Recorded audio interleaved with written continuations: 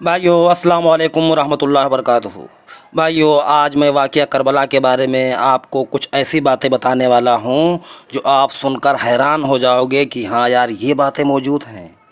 भाई बात ये है कि हमारे बहुत से मुसलमान भाई ऐसे भी हैं जो मौला हुसैन अलैहिस्सलाम के जो दुश्मन थे उनसे मोहब्बत रखते हैं, उनके फ़ज़ाइल बयान करते हैं और उनकी बातें अपने अक्सर बयानों में किया करते हैं और ये भी कहते हैं कि यार ये जो वाक़या करबला हुआ है ये बस थोड़ी ही देर का हुआ था, बाकी किसी गैर अनजान लोग आए थे और मौला हुसैन अलैहिस्सलाम को शहीद कर दिए और चले गए। इसमें यजीद का या उसके साथियों का कोई हाथ नहीं है। तो आज मैं इसके बारे में आपको कुछ ऐसी बातें बताऊंगा कि जो लोग कहते हैं कि थोड़ी देर का वाक़या है, तो भाइयों थोड़ी देर का वाक़या ये नहीं है।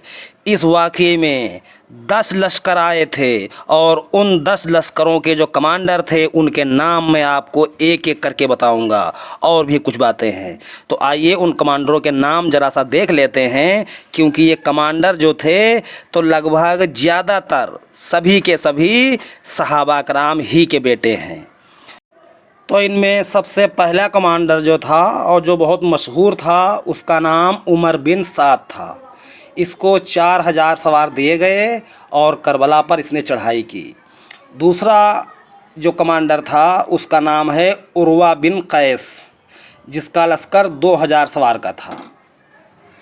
और भाइयों तीसरा लश्कर था सिनान बिन अनस, जिसके लश्कर में 4000 सिपाही थे। और चौथा जो ये आदमी है ये खुद के नाम से नहीं जाना जाता है, कोई लालची ही होगा जो जिसका खुद का नाम नहीं चल रहा है, वो अपने बाप के नाम से जाना जाता है, जिसके बाप का नाम था कैका फहरी, जिसके पास 4000 सिपाही थे। पांचवा लश्कर था खौली का, जिसके पास 3000 सिपाही थे। छठा लश्कर था कशअम के लिए, जिसके साथ 3000 सिपाही थे। सातवां लश्कर था जिसका जो कमांडर था इसका नाम है हुसैन।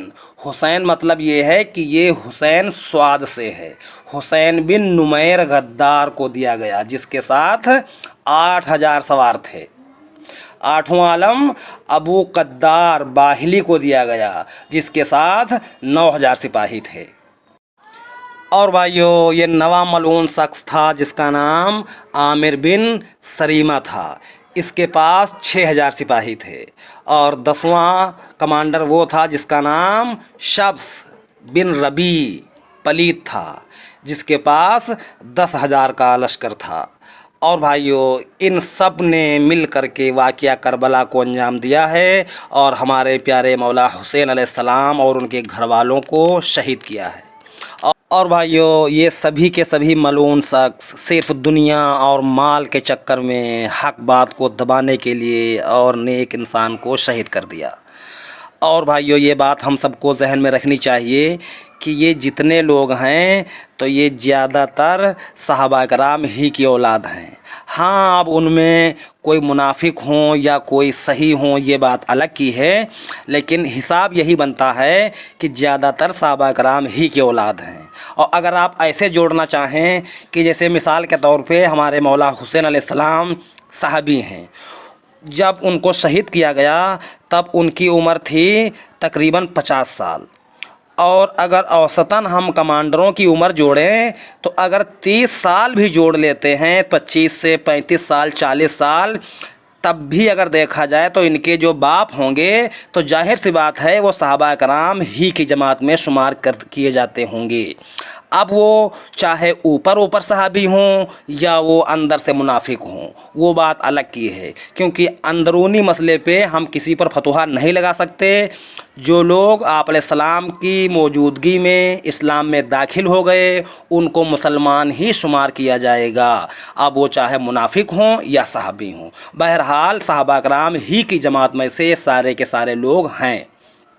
फिर भाइयों आखिरकार इन मलून ज़ालिम इंसानों ने मौला हुसैन अलैहिस्सलाम को शहीद कर दिया और फिर मौला हुसैन अलैहिस्सलाम का सर मुबारक ले कर के अपने बड़े शैतान उस खबीस मलऊन उबैदुल्लाह इब्न ज़ियाद के पास पहुँचे। एक तस्त में रख कर के उस खबीस के सामने आपका सर मुबारक पेश किया गया اور آپ ایک حجاب لگائے ہوئے تھے ریڈ کلر کا، یہ بات حدیث شریف میں موجود ہے۔ اور یہ ملعون شخص مولا حسین علیہ السلام کے ہونٹوں پر چھڑی مار رہا تھا اور ان کے حسن کے بارے میں کچھ کہہ رہا تھا۔ تو یہ صحیح بخاری شریف کی حدیث ہے، آپ خود پڑھ لیجئے۔ اگر کسی کو ڈاؤٹ ہو تو کسی مولوی سے بھی پڑھا سکتے ہیں، جس کا نمبر 3748 ہے۔